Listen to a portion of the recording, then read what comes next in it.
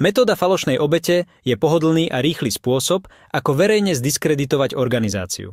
Tieto fiktívne obete často poskytujú svedectvá plné vágnych vyhlásení bez overiteľných podrobností a vyhýbajú sa ďalším rozhovorom.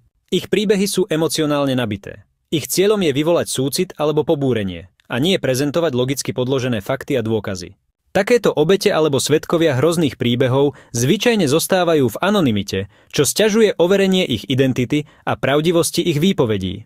Uvádzame príklad článku z českej antikultovej webovej stránky Pomoc obetiam sekty, v ktorom sa údajný bývalý člen hnutia 12 kmeňov delí o svoje skúsenosti. Z dôvodu anonymity nie je možné zistiť, či táto osoba bola niekedy členom organizácie, alebo či táto osoba vôbec existuje. Článok tiež odhaľuje mnoho negatívnych aspektov organizácie, ale žiadne z tvrdení nie je podložené dôkazmi.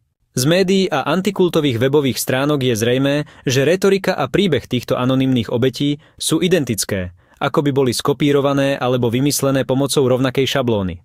To naznačuje koordinované akcie zamerané na úmyselnú diskreditáciu organizácií.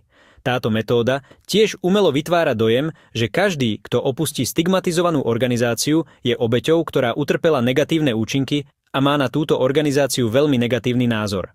Popularizácia tých istých príbehov o falošnej obeti v médiách ukazuje, ako môže malá, ale podporovaná a propagovaná menšina, pozostávajúca z antikultistov, odpadlíkov a platených botov, s podporou antikultových agentov v médiách, významne ovplyvniť verejnú mienku.